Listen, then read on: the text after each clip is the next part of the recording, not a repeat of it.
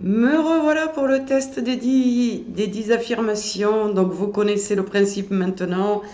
Si ça vous parle, vous comptez 1. Si ça ne vous parle pas, vous comptez 0. Et on verra à la fin sur les 10 combien vous avez. Si vous avez plus que 4, eh bien ça veut dire que vous êtes impacté par cette blessure de trahison.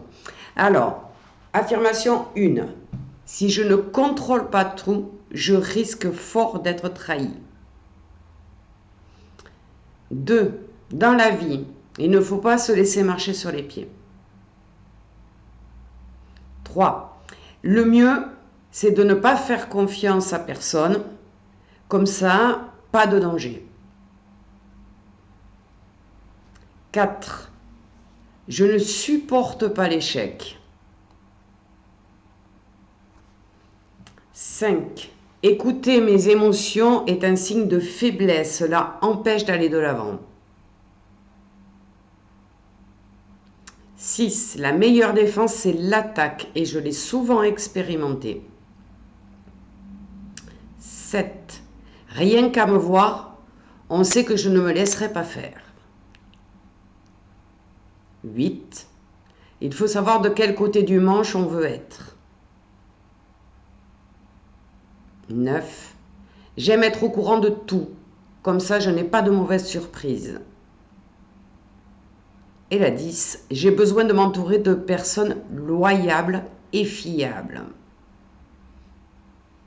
Donc, à vous de faire votre petit topo.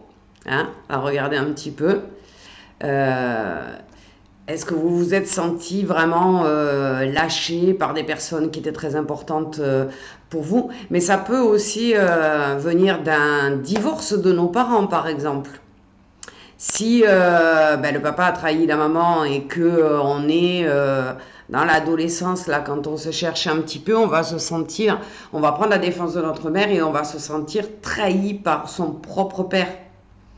Donc, c'est en général, vous êtes impacté quand vous êtes un peu sur vos gardes, que vous avez toujours la peur de la séparation. Si vous dites ça, peut-être la personne va se vexer, elle va plus être votre amie. Ou si je dis ça à mon conjoint, il va me quitter. Voilà, vous avez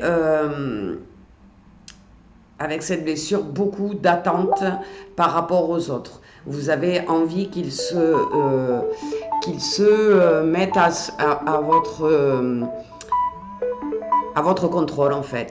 Allez, à tout de suite!